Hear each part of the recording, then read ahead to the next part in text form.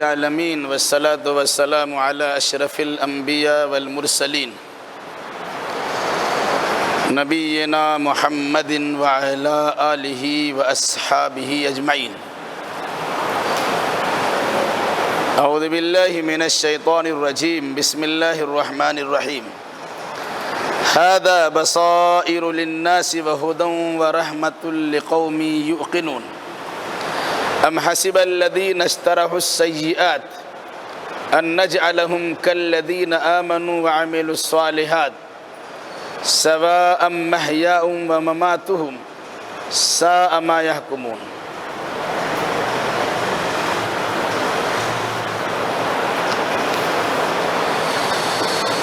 اس سے پہلے کی آیتوں میں اللہ نے اپنی بعض نعمتوں کا تذکرہ کر کے ایک تو شکر گزاری کی تعلیم دی تھی، اور دوسری بات یہ ہے کہ آسمان و زمین میں پھیلی ہوئی بے شمار مخلوقات میں غور و فکر کرنے کا حکم دیا تھا۔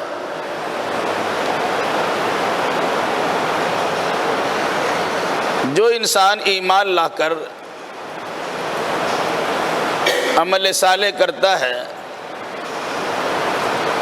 ایسے انسان کے لیے اللہ تبارک و تعالیٰ نے بہترین بدلہ تیار کر رکھا ہے، اور جو لوگ انسان کفر پر قائم و دائم رہتا یا برائیوں سے دوچار ہوتا ہے تو ایسے انسان کے برائی کا وبال خود انہی کو بھگتنا پڑتا ہے۔ پھر یہ بات آئی تھی کہ بنی اسرائیل کو بھی اللہ تبارک و تعالیٰ نے کتاب عطا کی تھی، حکمت و دانائی کی بات بھی عطا کیا تھا، ساتھ ساتھ نبوت و رسالت بھی تھی، حکومت و حکمرانی بھی تھی، اور علاوہ ازیں پاکیزہ روزی بھی انہیں مہیا کی گئی تھی۔ اور اس زمانے کے لیے دنیا میں جتنے انسان پائے جاتے تھے ان تمام انسانوں پر فوقیت و فضیلت و برتری بھی عطا کی گئی تھی، لیکن ان لوگوں نے اپنی فضیلت کا احترام نہیں کیا اور آپس میں اختلاف کرنا شروع کیا۔ اللہ کی کتاب تورات و انجیل و زبور کے مطابق عمل نہیں کیا اور منمانی طریقے سے زندگی گزارنے لگے، اور آپس کی زدہ زدی کی وجہ سے، بغض و عناد کی وجہ سے، حسد اور سرکشی کی وجہ سے صحیح باتوں کے ماننے سے انکار کر دیا۔ نتیجتاً اللہ نے کہا اگر اس دنیا میں تمہاری اصلاح ہوئی تو بہتر ہے، اور اگر اصلاح نہیں کر پا رہے ہو تو سن لو کہ قیامت کے دن تمہاری ساری حرکتوں کا زبردست فیصلہ کیا جائے گا۔ پھر اللہ کے نبی صلی اللہ علیہ وسلم کو مخاطب کرتے ہوئے کہا گیا تھا جس طرح گزشتہ امتوں کو شریعت عطا کی گئی تھی اسی طرح ایک واضح شریعت آپ کو بھی عطا کی گئی ہے، بس آپ لوگوں کے کہنے سننے میں نہ آئے اور اکثریت کے خواہش پرستی مبتلا نہ ہو، بلکہ اللہ کی جانب سے جو واضح شریعت آپ کو دی گئی ہے اسی کی پیروی کیجیے۔ پھر یہ بات بھی آئی تھی اگر آپ نے لوگوں کے کہنے سننے کے مطابق ان کی ہاں میں ہاں ملاتے ہوئے، ان کی خواہشات نفسانی کی پیروی کرتے ہوئے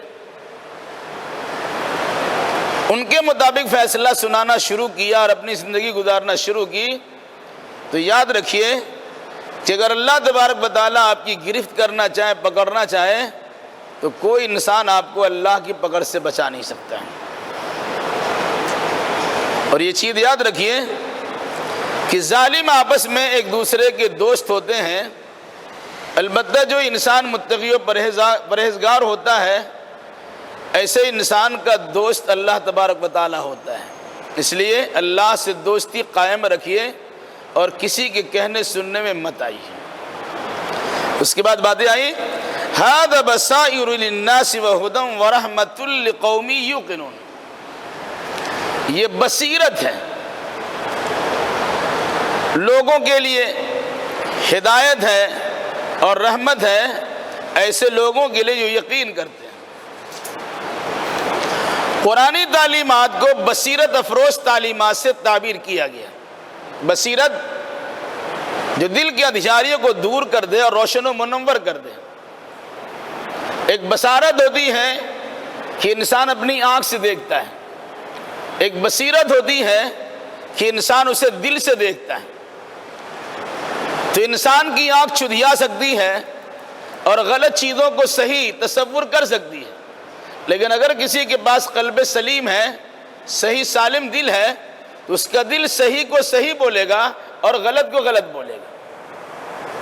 تو اللہ کی جانب جو پیغام آپ کے پاس پہنچ رہا ہے وہ بصیرت افروز ہے، وہ دلوں کو روشن کر دینے والا کلام ہے۔ اس مناسبت سے آپ کی ذمہ داری ہے کہ ایسی بات کو فروغ دیجیے اور اسی کے مطابق عمل کیجیے۔ یقیناً جو انسان اس سے دل لگائے گا، اس سے رشتہ ناتا جوڑے گا، اللہ کے فضل و کرم سے ان کا دل روشن و منور ہو جائے گا۔ پھر فرمایا وَهُدًى وَرَحْمَةً، دنیاوی اعتبار سے یہ کتاب جس کا نام قرآن مجید ہے، یہ پیغام جو اللہ کی جانب سے آپ پر نازل ہو رہا ہے، یہ ہدایت کا سرچشمہ ہے اور اخروی لحاظ سے رحمت کا سرچشمہ ہے۔ انسان قرآن مقدس پر ایمان لاتا ہے، وہ ہدایت پاتا ہے اور اس کے مطابق عمل کرنا شروع کرتا ہے تو اللہ کی رحمتوں کے سایہ میں وہ جگہ پاتا ہے۔ لیکن کام وہی کر سکتا ہے لقوم یوقنون، جو انسان یقین کرنے والا ہوتا ہے۔ متردد ہو، شک و شبہ میں پڑا ہوا، ایسے انسان کو ہدایت نہیں ملتی، وہ گمراہی کے دلدل میں پھنسا ہوتا ہے۔ لیکن جو انسان یقین کرنے والا ہوتا ہے، اللہ تبارک و تعالیٰ ایسے انسان کو کہ دل کو منور بھی کر دیتا ہے، اسے ہدایت کی دولت سے مالا مال بھی کر دیتا ہے، اور پھر اس کے بعد اللہ اپنی رحمتوں کے سائے میں اسے جگہ دے گا، اس کا وعدہ بھی کرتا ہے۔ ام حسب الذین اشتروا السیئات ان نجعلهم کالذین آمنوا وعملوا الصالحات سواء محیاهم ومماتهم ساء ما یحکمون۔ کیا ان لوگوں نے گمان کر رکھا ہے جو لوگ غلطیوں کا یا گناہوں کا ارتکاب کرتے ہیں، کیا گمان کر رکھا ہے؟ ان نجعلهم کالذین آمنوا وعملوا الصالحات، کہ ہم ایسے گناہگاروں کو ان لوگوں کی طرح بنا دیں گے جو ایمان اور عمل صالح والے ہوتے ہیں۔ یعنی کیا گناہگار انسان اور پرہیزگار انسان برابر ہو سکتے ہیں؟ ان لوگوں کی دلی خواہش یہی ہے اور یہ سوچتے بھی اسی انداز سے ہے کہ ہم گناہ کریں یا کچھ اور کریں، ہمارا بھی درجہ اسی انداز سے ہونا چاہیے کہ جو ایمان لاتا اور عمل صالح اختیار کرتا ہے، کیونکہ وہ بھی اللہ کا بندہ، ہم بھی اللہ کا بندہ، اللہ نے ان کو ہی پیدا کیا، اللہ نے ہم کو ہی پیدا کیا۔ اس پر قرآن کہتا ہے سواء محیاہم ومماتہم، یہ سوچتے ہیں کہ ہم گناہگار، برائیوں کے ارتکاب کرنے والے اور وہ ایماندار، اچھے اعمال بجا لانے والے، دونوں ایک ہو جائیں اور ان کے لیے ان کا جینا، ان کا مرنا برابر ہو جائے۔ مطلب کیا ہے؟ جس طرح یہاں زندگی ہماری گزر رہی ہے اسی طرح وہاں کی زندگی ہماری ہوگی۔ اولاً تو مانتے ہی نہیں کہ مرنے کے بعد دوبارہ زندگی ہوگی، لیکن اگر وقتی طور سے مان لیتے ہیں تو ہمیں اس چیز کا بھی اعتقاد رکھنا چاہیے کہ جس اللہ نے ہمیں یہاں پیدا کیا ہے وہی اللہ ہمیں دوبارہ وہاں اٹھائے گا۔ جب اللہ دنیا میں بے شمار چیزوں سے ہمیں نواز رکھا ہے تو کل قیامت کے دن میں اللہ تبارک و تعالیٰ ہم سے خوش ہوگا اور بہت ساری نعمتوں سے ہمیں نواز دے گا۔ اس قسم کی بدعقیدگی کو قرآن نے کیا کہا؟ ساء ما یحکمون، کیا برا فیصلہ ہے جو کر رہے ہیں، کیا یہ برا عمل ہے جس کا فیصلہ یہ لوگ کر رہے ہیں۔ انسان دنیاوی زندگی میں اچھے برے میں تمیز کرتا ہے، فرمان اور نافرمان کا فرق تسلیم کرتا ہے، لیکن آخرت کے بارے میں سے سوچتا بھی نہیں ہے۔ ایک انسان ہے جس کے دو بچے ہیں، ایک فرما بردار ہے، دوسرا نافرمان ہے، اب اس کے درمیان تو تفریق کرتے ہیں۔ اب اللہ تبارک و تعالیٰ تفریق کیوں نہیں کرے گا کہ اللہ کچھ بندے اللہ کی نعمتوں کو کھا کر شکر گزاری کرتے ہیں اور اللہ کچھ بندے اللہ کی نعمتوں کو کھا کر ناقدری ناشکری کرتے ہیں، تو شکر گزار اور ناشکرے دونوں برابر کیسے ہو سکتے ہیں؟ ایک انسان اللہ اس کے رسول کی بات کو مان کر مسلمان بن جاتا ہے اور عمل صالح کے ذریعے سے اپنے ایمان کو آراستہ اور پیراستہ کرتا ہے، اور ایک انسان اللہ تبارک و تعالیٰ کے ساتھ کفر کرتا ہے، بد اعتقادی بھی رکھتا ہے، بد عملی سے دوچار بھی ہوتا ہے، دونوں لوگ اس طرح سے برابر کیسے ہو سکتے ہیں؟ اب اگر کوئی انسان اس طرح برابری کا تصور قائم کرتا ہے، اس کا مطلب یہ ہے کہ اس کی سوچ اچھی نہیں ہے، وہ صحیح فیصلہ نہیں کر پاتے، برا فیصلہ کرتے۔ وَخَلَقَ اللَّهُ السَّمَاوَاتِ وَالْأَرْضَ بِالْحَقِّ وَلِتُجْزَىٰ كُلُّ نَفْسٍ بِمَا كَسَبَتْ وَهُمْ لَا يُظْلَمُونَ۔ اور اللہ نے آسمانوں کو اور زمین کو مقصد حق کے لیے پیدا کیا ہے، صحیح مقصد کے لیے پیدا کیا ہے، اور اس لیے پیدا کیا ہے وَلِتُجْزَىٰ كُلُّ نَفْسٍ بِمَا كَسَبَتْ، تاکہ ہر انسان کو ان کے عمل کا بدلہ دیا جائے، وَهُمْ لَا يُظْلَمُونَ، اور ان پر ظلم نہ کیا جائے۔ دنیا میں انسان کو اللہ نے پیدا کیا، آسمان و زمین کے ذریعے سے سہولیات فراہم کی، آسمان کو سائبان بنایا، زمین کو دھرتی اور بچھونا بنا دیا، اور زندگی گزارنے کے لیے بے شمار اسباب وسائل مہیا کر دیے۔ ان کی زندگی گاڑی آرام سے رواں دواں ہے۔ کہا اللہ نے آسمان و زمین کو اور ان دونوں کے درمیان پائی جانے والی مخلوقات کو یوں ہی بیکار نہیں بنایا، بے مقصد نہیں بنایا، بلکہ اس کا مقصد ہے۔ انسان چھوٹا موٹا پنڈال لگاتا ہے، اس سے پوچھا کیا معاملہ ہے؟ اب کوئی فنکشن کرنے جا رہے، پروگرام کرنے جا رہے، تو یوں ہی تو کسی میدان میں جا کر شامیانہ تو لگاتا نہیں ہے، مکان بناتا ہے رہنے کے لیے، دکان بناتا ہے تجارت و کاروبار کرنے کے لیے، میدان کو سجاتا ہے خوشنمائی کے حصول کے لیے، کوئی نہ کوئی مقصد ہوتا ہے۔ تو اللہ تبارک و تعالیٰ نے آسمان و زمین کو سجایا ہے اور اس کے اندر مخلوقات کو رکھا ہے، پھر عظیم مخلوقات، ذمہ دار مخلوق اور تمام مخلوق میں سب سے بہتر مخلوق اس حضرت انسان کو وہاں پیدا کیا ہے، اور اس کی زندگی گزارنے کے لیے بے شمار سہولیات فراہم کی ہے۔ کہا کیا اللہ نے یوں ہی پیدا کر دیا، بیکار پیدا کر دیا؟ نہیں، خلق اللہ السماوات والارض بالحق، آسمان و زمین کو صحیح سے پیدا کیا، یہ آسمان و زمین کو صحیح مقصد کے لیے پیدا کیا، پھر پیدا کر کے چھوڑ تو نہیں دیا۔ وَلِتُجْزَىٰ كُلُّ نَفْسٍ بِمَا كَسَبَتْ، اب انسان کو دنیا میں چھوڑ دیا، صحیح اور غلط راستے کی رہنمائی بھی کرا دی۔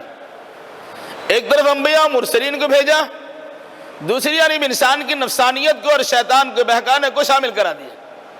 فَأَلْهَمَهَا فُجُورَهَا وَتَقْوَاهَا، انسان کو پیدا کیا، اس کے دل کے اندر فسق و فجور بھی ڈال دی اور تقوی و طہارت بھی ڈال دیا۔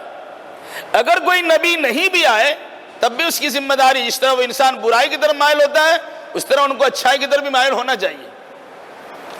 تو کہا کہ اللہ نے انبیاء و مرسلین کو بھیجا اور دنیا بے شمار چیزوں میں غور فکر کرنے کے ساتھ اس بات کی تعلیم دی کہ دنیا تو چند روزہ ہے، مرنے کے بعد اللہ کی بارگاہ میں حاضر ہونا ہے، وہاں تمہیں بدلہ دیا جائے گا، جیسی کرنی ویسی بھرنی، جیسا کرو گے ویسا بھرو گے۔ وَلِتُجْزَىٰ كُلُّ نَفْسٍ بِمَا كَسَبَتْ، ہر نفس کو اس کے کیے کا بدلہ پورا پورا دیا جائے گا۔ وَهُمْ لَا يُظْلَمُونَ، اور کسی پر ظلم نہیں ہوگا۔ ایسا نہیں کہ آپ کا اچھا عمل کسی کے نام اعمال میں درج ہو ہے اور کسی کا برا عمل آپ کے نام اعمال میں درج ہو جائے، اور ایسا بھی نہیں ہوگا کہ آپ کو اچھے عمل کا اچھا بدلہ ملنا چاہیے تو آپ کو اچھا عمل کا اچھا بدلہ نہیں ملا اور کسی غیر کو برے عمل کے مقابلے میں اچھا بدلہ مل گیا، ایسا بھی نہیں ہوگا۔ اور یہ بھی نہیں ہوگا کہ اگر آپ نے اچھا عمل کیا ہے آپ کو اتنا درجہ ملنا، اتنا اجر ملنا چاہیے، اس اجر میں کمی نہیں ہوگی، کٹوتی نہیں ہوگی۔ اس لیے یاد رکھیے کہ وَهُمْ لَا يُظْلَمُونَ، ہر انسان کو ان کے عمل کا بھرپور بدلہ ملے گا، اس پر کسی قسم کا ظلم نہیں ہوگا۔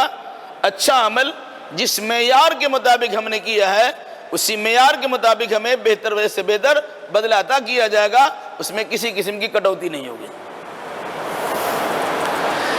أَفَرَأَيْتَ مَنِ اتَّخَذَ إِلَٰهَهُ هَوَاهُ وَأَضَلَّهُ اللَّهُ عَلَىٰ عِلْمٍ وَخَتَمَ عَلَىٰ سَمْعِهِ وَقَلْبِهِ وَجَعَلَ عَلَىٰ بَصَرِهِ غِشَاوَةً فَمَن يَهْدِيهِ مِن بَعْدِ اللَّهِ أَفَلَا تَذَكَّرُونَ۔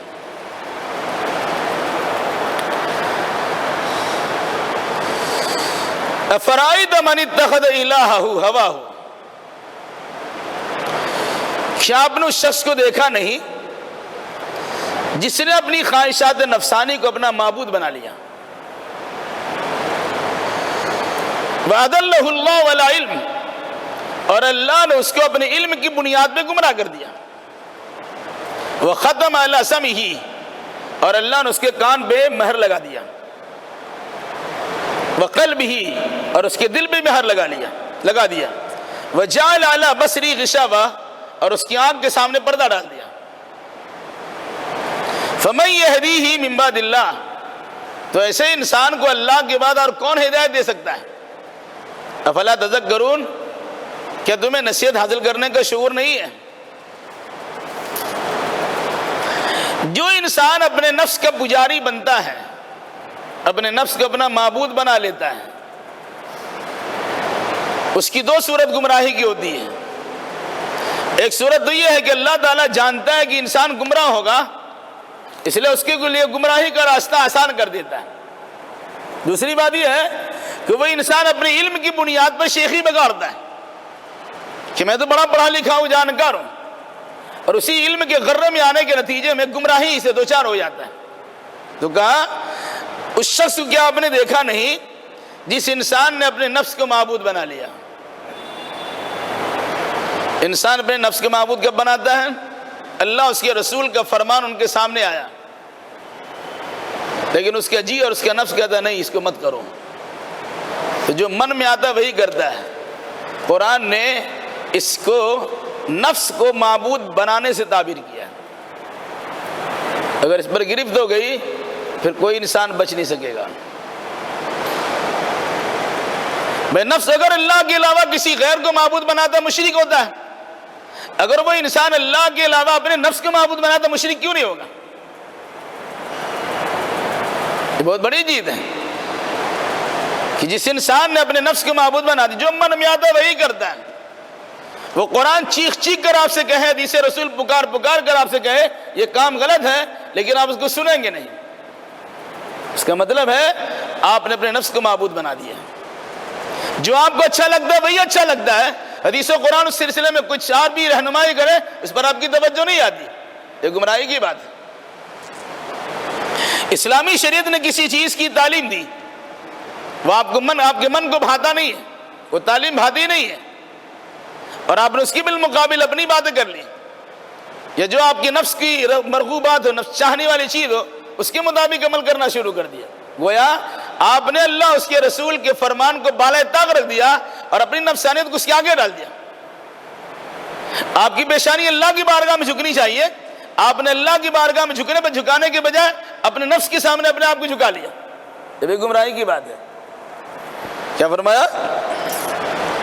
افرأیت من اتخذ الہہ ہواہ، کیا آپ نے اس شخص کو دیکھا نہیں جس نے اپنے نفس کو، اپنی خواہشات کو اپنا معبود بنا لیا؟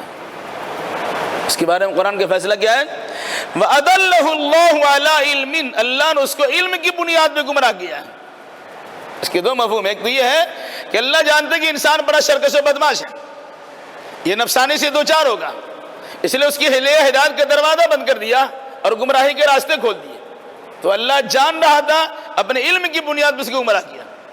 اس کا دوسرا مفہوم یہ بیان کیا گیا ہے وَأَضَلَّهُ اللَّهُ عَلَىٰ عِلْمٍ، اس انسان کو اس کے علم کے نتیجے میں گمراہ کر دیا گیا۔ اور سے لوگ ہیں جس کو علم کا اپنا ناز ہوتا ہے، بڑا فخر ہوتا ہے، ہم تو بہت بڑے عالم ہیں، ہم بہت بڑے جانکار ہیں، ہم بہت بڑے فلسفر ہیں، بہت بڑے منطقی انسان ہیں، ہم ان چیزوں کو اپنے ذہنیت سے سنوار بھی سکتے ہیں، بگاڑ بھی سکتے ہیں۔ تو جس انسان کے دل میں یہ بات پیدا ہو جائے بہت بڑے ہیں اور وہ شیخی بگاڑنا شروع کر دے، گھمنڈ اور پندار سے دوچار ہو جائے، اس انسان کو سدھارنا بڑا مشکل ہوتا ہے۔ تو کہا اضلہ اللہ علی علم، ان کو اپنے علم کے غرے کی بنیاد پر اللہ نے گمراہ کر دیا۔ جب گمراہ کیا، ایک انسان انجان میں گمراہ ہوتا ہے، ایک انسان جان بوجھ کے گمراہ ہوتا ہے۔ انجان انسان اس کے سدھرنے کا چانس رہتا ہے، جانکار انسان وہ سدھرتا نہیں، کیونکہ اس کو غلط سمجھتا ہی نہیں ہے، بلکہ اپنی غلطی کو صحیح تسلیم کرانے کی کوشش کرتا ہے۔ تو جو انسان اپنی غلطی کو غلطی نہیں مانتا اور اس کی تصحیح کرتا ہے، اس کو تسلیم کرانے کی کوشش کرتا ہے، منوانا چاہتا ہے، تو ایسے انسان کے بارے میں اللہ نے کیا کہا؟ وَخَتَمَ عَلَىٰ سَمْعِهِ وَقَلْبِهِ، اللہ نے ان کے کان پر اور ان کے دل پہ مہر لگا دیا۔ وَجَعَلَ عَلَىٰ بَصَرِهِ غِشَاوَةً وَجَعَلَ عَلَىٰ بَصَرِهِ غِشَاوَةً، اور اللہ نے ان کے آنکھ پر پردہ ڈال دیا ہے۔ انسان اندھا ہے لیکن اس کا دل صحیح سالم ہے اور وہ سنتا ہے، اس کو راستہ چاہیے، بھائی ہم کو ذرا سا راستہ دکھا دو، دکھتا نہیں ہے، بولا دائیں جاؤ بائیں جاؤ ادھر جاؤ ادھر جاؤ، سن لیا راستہ لے لیتا ہے، سن رہا ہے دیکھ نہیں رہا ہے۔ ایک انسان بہرا ہے لیکن دیکھ رہا ہے، تو کسی کی آواز سنے نہ سنے لیکن اپنی آنکھ سے فائدہ اٹھاتے ہوئے اپنا راستہ پار کر لیتا ہے۔ لیکن ایک انسان بہرا بھی نہیں ہے، اندھا بھی نہیں ہے، اس کو دکھتا بھی ہے اور وہ سنتا بھی ہے، اس کا دل خراب ہو گیا ہے، وہ پاگل ہو گیا ہے، وہ کسی کی بات سنے گا بھی نہیں، اپنی طرف سے کوئی صحیح عمل کر ہی نہیں سکے، کیوں؟ اس کا دل خراب ہے، اس کا اسکرو ڈھیلا ہو گیا، سوچنے سمجھنے کی صلاحیت سے محروم کر دیا گیا۔ تو اگر کسی انسان کے کان کے سامنے پردہ ڈال دیا جائے، یعنی ٹھیپی ڈال دی جائے، آواز ہی نہیں آئے گی، کسی کی آنکھ کے سامنے پردہ رکھ دیا جائے، دیکھنے کی کوئی صورت پیدا نہیں ہوگی، کسی کے دل میں مہر لگا لیا جائے، سوچنے کی سمجھنے کی صلاحیت ہی ختم ہو جائے، تو وہ انسان راستہ پائے گا کہاں سے؟ دل صحیح سالم ہے، اندھا ہو بہرا ہو، وہ صحیح چیز کو معلوم کر لیتا ہے۔ اگر دل صحیح سالم نہیں ہے تو آنکھ بھی رہے اور کان بھی رہے، کوئی فائدہ نہیں ہوتا ہے۔ یہ تین ذرائع سے انسان رہنمائی حاصل کرتا ہے۔ اب اگر کسی انسان کے ان تینوں ذرائع پر پابندی لگا دی جائے، مہر لگا دی جائے، تالا لگا دیا جائے، پردہ ڈال دیا جائے، ٹھیپی ڈال دی جائے، تو اس انسان کی ہدایت حاصل کرنے کی صورت ہی باقی نہیں رہتی ہے۔ قرآن نے کیا کہا؟ جس انسان کو اللہ نے یہ جان کر کہ یہ انسان ایمان لانے کے قابل نہیں ہے، اسے اگر گمراہ کر دیا گیا ہے اور وہ نفسانی خواہشات سے دوچار ہونے کے نتیجے میں گمراہی کے دلدل میں پھنس گیا ہوتا ہے، تو در حقیقت اس انسان کو اللہ نے گمراہ کر دیا ہے، اس کے کان پر، اس کی آنکھ پر، اس کے دل پہ پردہ لگا دیا ہے، مہر ڈال دیا۔ جب اللہ کی جانب سے پردہ لگا دیا جائے یا مہر ڈال دی جائے، اب اس انسان کی ہدایت یافتہ ہونے کا کوئی امکان ہی نہیں ہے۔ فَمَن يَهْدِيهِ مِن بَعْدِ اللَّهِ، جب اللہ ہی نے اسے ہدایت سے محروم کر دیا ہے تو اللہ کے بعد کون ہے جس کو ہدایت دے سکے؟ اللہ نے نبیوں کو ہدایت و رہنمائی کے لیے بھیجا ہے، لیکن ہدایت و رہنمائی نبی کے اختیار میں نہیں رکھا۔ آپ کا کام پیغام پہنچا دینا ہے، اچھے برے کی تمیز کرا دینا ہے، سمجھانا آپ کا کام ہے۔ وہ سمجھتا ہے کہ نہیں سمجھتا ہے اور آپ کی بات کے مطابق وہ عمل کرتا ہے کہ نہیں کرتا ہے، یہ آپ کا اختیار نہیں ہے۔ وَمَا عَلَيْكَ إِلَّا الْبَلَاغُ، آپ کی ذمہ صرف پہنچا دینا ہے، ہدایت دے دینا۔ یہ ہدایت سے محروم کر دینا کس کا کام ہے؟ مَن يَهْدِهِ اللَّهُ فَلَا مُضِلَّ لَهُ وَمَن يُضْلِلْ فَلَا هَادِيَ لَهُ۔ ہر جمعہ خطبہ میں سنتے ہیں، اللہ جسے ہدایت دے دے اسے کوئی گمراہ نہیں کر سکتا، اور اللہ جسے گمراہ کر دے اسے کوئی ہدایت نہیں دے سکتا۔ یہی وجہ ہے اللہ کے نبی صلی اللہ علیہ وسلم نے بڑی محنت کی، خاص طور سے باپ سے زیادہ تعظیم و تکریم کرنے والا چچا ابو طالب کے لیے 42 سالوں تک خدمت کی ان سے جانا ہے۔ آپ کی زندگی میں آپ پر کسی قسم کا آنچ نہیں آنے دیا، پوری قوم آپ کی مخالف ہو گئے تو سینہ سپر ہو کے کھڑے ہو گئے۔ اس چچا کی جب آخری وقت آیا، مرنے کا ٹائم آیا، تو آپ نے فرمایا میرے کان میں پڑھ دیجئے کلمہ، ہم اللہ تعالیٰ سے سمجھ لیں گے۔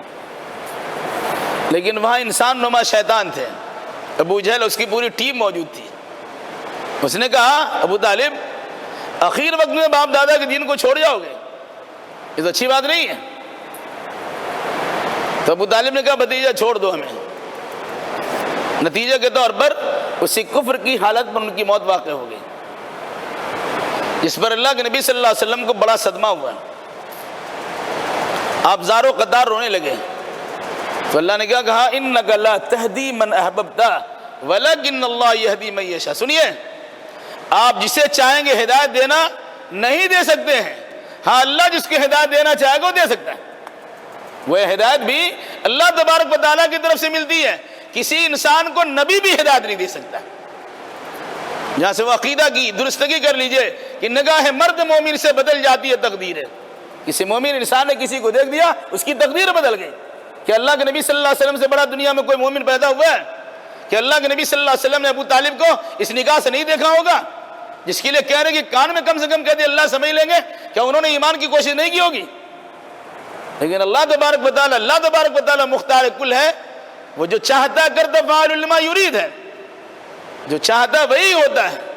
تو اللہ کے نبی صلی اللہ علیہ وسلم کے اختیار میں نہیں تھا، اب ہدایت نہیں دے سکے۔ کیا فرمایا؟ فَمَن يَهْدِيهِ مِن بَعْدِ اللَّهِ، اس کے بعد اللہ کے بعد اسے کون ہدایت دے سکتا ہے؟ جس کے دل پہ اللہ نے مہر لگا دیا ہو، جن کے کان میں اللہ نے ٹھیپی ڈال دیا ہو، جن کی آنکھ کے سامنے پٹر لگا دیا ہو، اب اسے ہدایت کہاں سے ملے گی؟ شروع پارہ میں پڑھتے ہیں آپ، ختم اللہ علی قلوبہم وعلی سمعہم وعلی ابصارہم غشاوہ ولہم عذاب الندیم۔ کچھ کافر ایسے ہیں کہ جن کے دل پہ اللہ نے مہر لگا دیا، جن کے کان میں اللہ نے ڈھیپی ڈال دی، بند کر دیا کان، اور جن کی آنکھ کے سامنے پردہ ڈال دیا، سجھائی نہیں دیتا، نہ سجھائی دیتا، نہ دکھائی دیتا، نہ سوچنے سمجھنے کی صلاحیت اس کے اندر ہے۔ اب جب اللہ نے اسے ہدایت سے محروم کر دیا، کون ہدایت دے سکتا ہے؟ اس لیے جسے ہدایت ملی ہے اسے اس ہدایت کی قدر کرنی چاہیے۔ اب ان لوگوں کے بالمقابل بڑے خوش قسمت ہیں جن کو توفیق نہیں ملتی۔ اللہ نے آپ کو توفیق دیا ہے، اس توفیق کی قدر کیجیے۔ ہدایت دی ہے تو اس ہدایت کی تعظیم و تکریم کیجیے اور اسے صحیح چیزوں میں استعمال کرنے کی کوشش کیجیے، ورنہ آپ سے زیادہ خسارہ و نقصان میں کوئی نہیں ہوگا کہ آپ مسجد کے دروازے تک پہنچتے بھی ہیں، نماز روزہ بھی کرتے ہیں، اللہ بھی کرتے ہیں، لیکن آپ کی حرکات سدھرتے نہیں ہیں، اپنے بگاڑ سے اپنے آپ کو بچاتے نہیں ہیں۔ آپ سے کہیں زیادہ بہتر وہ انسان ہے جو دنیاوی چیزوں میں مگن ہے اور مشغول ہے، الٹی سیدھی حرکتیں کر رہا ہے، دھوکہ تو کسی کو نہیں دے رہا ہے۔ اس لیے یاد رکھیے گا، اگر اللہ نے آپ کو چنا ہے اور مسجد تک پہنچایا ہے، قرآن حدیث کے تابع فرما بردار بنایا ہے، کتاب و سنت کی تعلیمات سے روشناس کرایا ہے، اس پر اللہ تبارک و تعالیٰ کو شکریہ ادا کرنا چاہیے کہ الحمدللہ الذی ہدانا لہذا وما کنا لنہتدی لولا ہدانا اللہ۔ اللہ کا شکر ہے کہ اللہ نے ہمیں ہدایت دی ہے، اگر اللہ ہدایت نہیں دیتا تو ہدایت نہیں مل سکتی تھی۔ افلا تذکرون، تم نصیحت حاصل کیوں نہیں کرتے ہو؟ مراد یہ ہدایت اللہ کی بہت بڑی دولت ہے، سب سے بڑی نعمت ہے، ورنہ آپ میں اور ابو جہل میں کیا فرق رہ جاتا؟ وہ بھی انسان ہے، آپ بھی انسان ہے، اور آپ سے بڑا سردار ہے، وہ سرمایہ دار بھی ہے، ساہوکار بھی ہے، آپ ان کے سامنے کچھ نہیں ہے، لیکن آپ کو ایمان کی دولت نصیب ہوئی، آپ کی تعریف کی جاتی، آپ کی توصیف بیان کی جاتی ہے، لیکن اگر آپ اپنی اس تعریف و توصیف کی قدر نہیں کریں گے تو ایک ساتھ جہنم رسید کر دیے جائیں گے۔ اس نے فرمایا افلا تذکرون، تم نصیحت حاصل کیوں نہیں کرتے ہو؟ جو اللہ نے نعمت بخشی ہے اس کی قدر کو پہچانیے اور اسی مناسبت سے اچھا اعمال بجا لانے کی کوشش کیجیے۔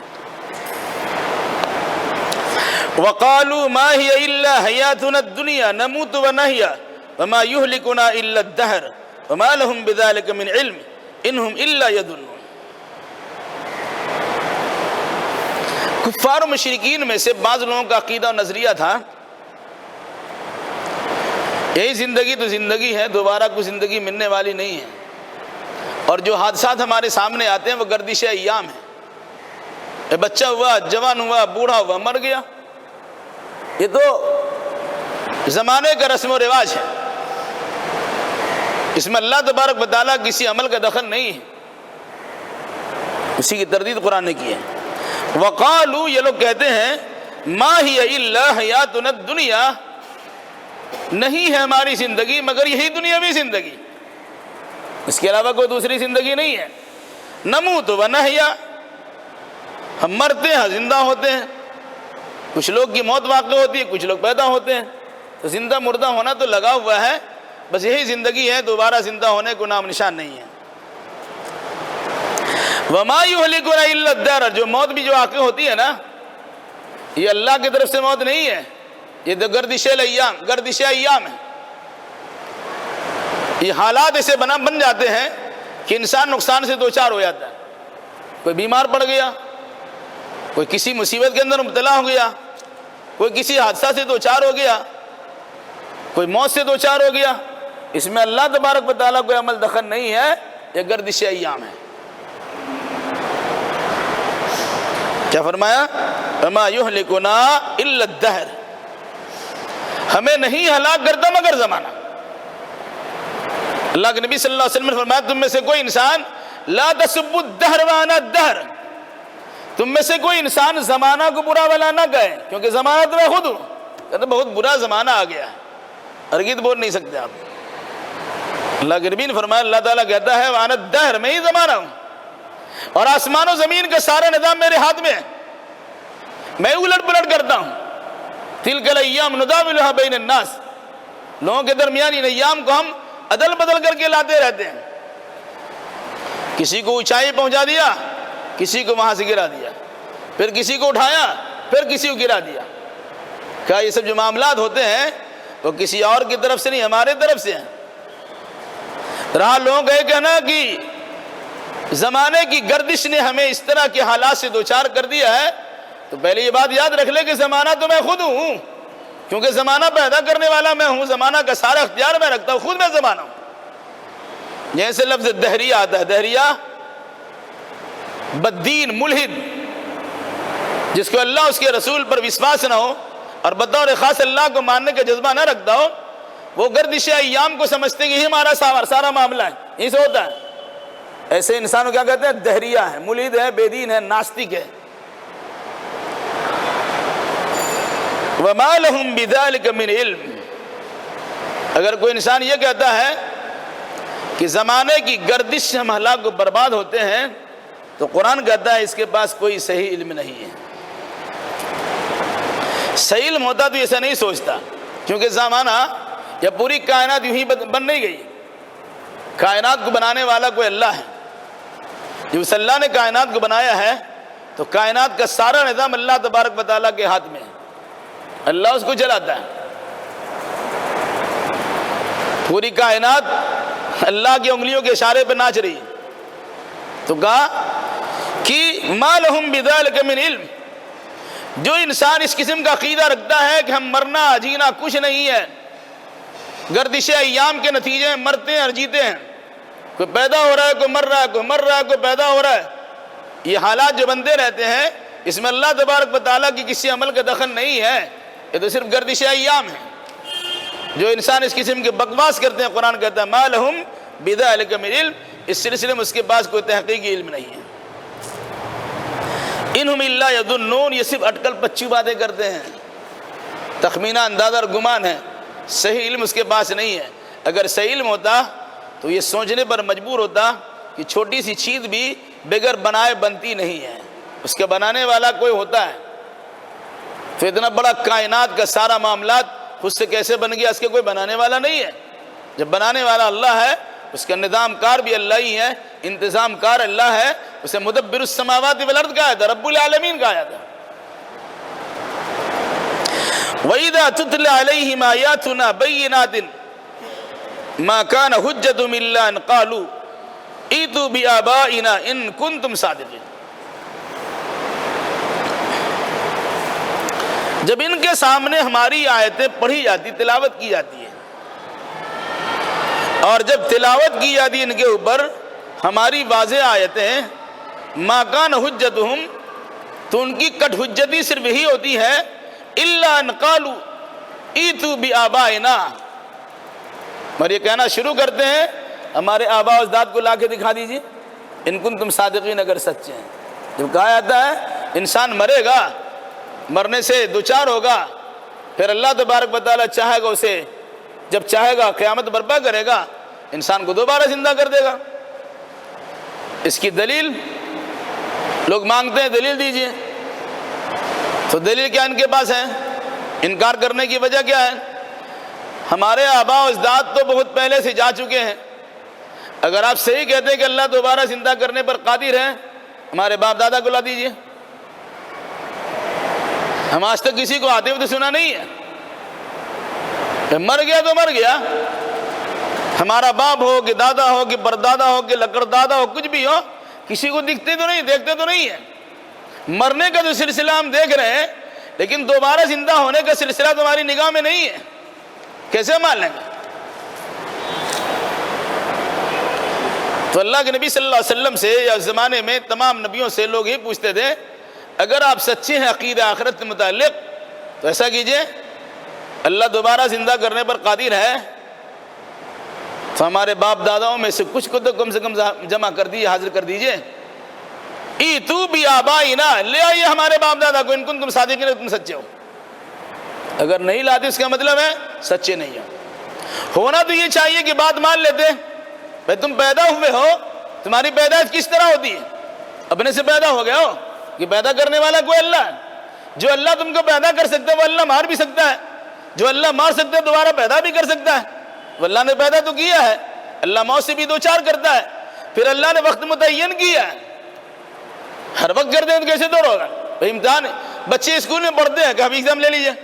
بھائی ایگزام کا وقت متعین ہوتا ہے، ٹائم آپ کو دیا جائے گا، آپ کو بلایا جائے گا، پھر آپ کا امتحان ہوگا. اسی انداز سے اللہ تبارک و تعالیٰ نے انسان کو پیدا کیا ہے، زندگی گزارنے کے اصول سکھلائے ہیں، تعلیم حاصل کرنے کا طریقہ بدلایا ہے، اور کہ امتحان کے لیے تمہارا ایک دن متعین ہے، وہاں تم حاضر کیے جاؤ گے اور تمہارا معاملہ تمہارے سامنے آ جائے گا. تو کیا فرمایا؟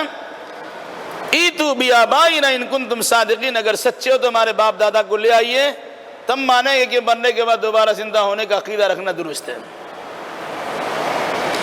قل اللہ یحییکم ثم یمیتکم ثم یجمعکم الی یوم القیامۃ لا ریب فیہ ولکن اکثر الناس لا یعلمون. اے نبی فرما دیجئے، ان سے کہیے، اللہ یحییکم، اللہ ہی نے تم کو پیدا کیا ہے، ثم یمیتکم، اللہ ہی تم کو مارے گا، ثم یجمعکم الی یوم القیامۃ لا ریب فیہ، پھر اللہ ہی تبارک و تعالیٰ قیامت کے دن تم کو زندہ کرے گا جس میں کوئی شک و شبہ گنجائش نہیں ہے. جب تم پیدا ہونے میں اللہ کے محتاج ہو تو دوبارہ زندہ ہونے میں اللہ کے محتاج کیوں نہیں ہو؟ عقیدہ رکھو، جو اللہ آپ کو لایا ہے وہ اللہ آپ کو لے بھی جائے گا. پھر وہ اللہ جس مقصد کے لیے دنیا میں آپ کو بھیجا تھا، اس مقصد حیات میں آپ نے کامیابی حاصل کی کہ ناکامی حاصل کی، اس کے لیے ایک دن متعین کیا. جب رزلٹ آپ کو دیا جائے گا اور نام اعمال آپ کے سامنے آئے گا، آپ کو پتہ چل جائے گا. اس لیے قیامت کو یہاں ٹال کے مت لاؤ. ابھی تم سے کہا یار تمہارا پیدا کرنا اور تمہارا موت سے دوچار ہونا یہ اللہ تبارک و تعالیٰ کے اختیار میں. اللہ قادر مطلق ہے، وہ پیدا بھی کر سکتا ہے اور وہ موت سے بھی دوچار کر سکتا ہے. ابھی اتنا مانو، رہا معاملہ فیصلے کا دن کا تو انتظار کرو، قیامت کی گھڑی قائم ہے، متعین ہے. اللہ تبارک و تعالیٰ اس میں دوبارہ تمہیں زندہ کرے گا اور پھر تمہیں حساب چکانا ہوگا. اسی فرمایا قل اللہ یحییکم، کہہ دیجئے اللہ ہی نے تم کو حیات بخشی ہے، ثم یمیتکم، پھر اللہ ہی تم کو یمیتکم، پھر اللہ ہی تم کو موت بھی دے گا، ثم یجمعکم الی یوم القیامہ، پھر اللہ تم تمام کو جمع کرے گا قیامت کے دن. لا ریب فیہ ہے، جس قیامت کے دن کے قائم ہونے میں شک و شبہ کی کوئی گنجائش نہیں ہے. ولکن اکثر الناس لا یعلمون، لیکن اکثر لوگ اس حقیقت کو سمجھتے نہیں.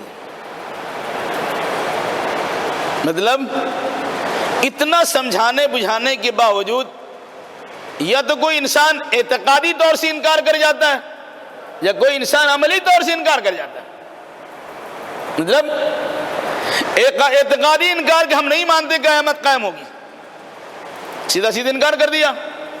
لیکن عملی انکار یہ ہے کہ ہم کو معلوم ہے کہ قیامت قائم ہوگی، گناہ کا بدلہ گناہ کا بدلہ سزا ملے گی، اچھا کا بدلہ بہتر جزا ملے گی، لیکن اس کے باوجود ہم وہی کریں گے جو ہمارے من میں آئے گا، نفسانی سے دوچار ہوں گے. یہ انسان در حقیقت عملی انکار کرتا ہے.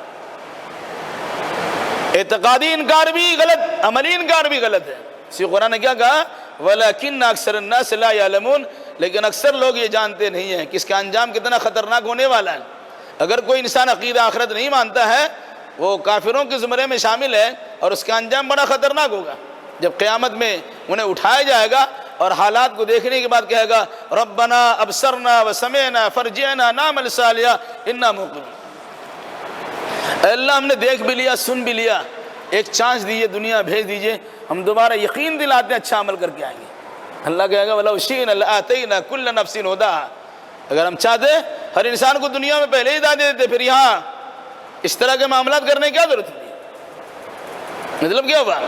یہاں انسان کو سمجھ میں نہیں آتا، یا بدتکلف سمجھنا نہیں چاہتا، جان بوجھ کے انکاری بنا ہوا ہے، یا انکار سے دو چار انجانے کی بنیاد پر ہوا ہے۔ لیکن جب میدان محشر میں پیشی ہوگی اور انسان کے نام اعمال ان کے سامنے ہوں گے، اولین و آخرین کا اجتماع ہوگا اور وہاں سب کا پردہ فاش ہوگا، وہاں اس کو لگے گا کہ اب کیا ہو گیا، تو اللہ تعالیٰ سے درخواست کرے گا اللہ دنیا میں ایک مرتبہ بھیج دیجیے، ہم اچھا عمل کر کے آئیں گے، یقین دلاتے ہیں۔ کیا ان کی تمنا پوری ہو جائے گی؟ ہرگز نہیں، جو ہو گیا وہ ہو گیا، دوبارہ دنیا میں لوٹ کے آنے کا سوال پیدا نہیں ہوتا ہے۔ اللہ تبارک و تعالیٰ سے دعا کیجیے الہی ہم جملہ مسلمانوں کو عقیدہ آخرت کو سمجھنے اور اسی مناسبت سے اس دنیا میں اچھا عمل اور اچھا عقیدہ بجا لانے کی توفیق عطا فرما۔ اقول قولی ھذا واستغفر اللہ لی ولکم ولسائر المسلمین وآخر دعوانا الحمد للہ رب العالمین۔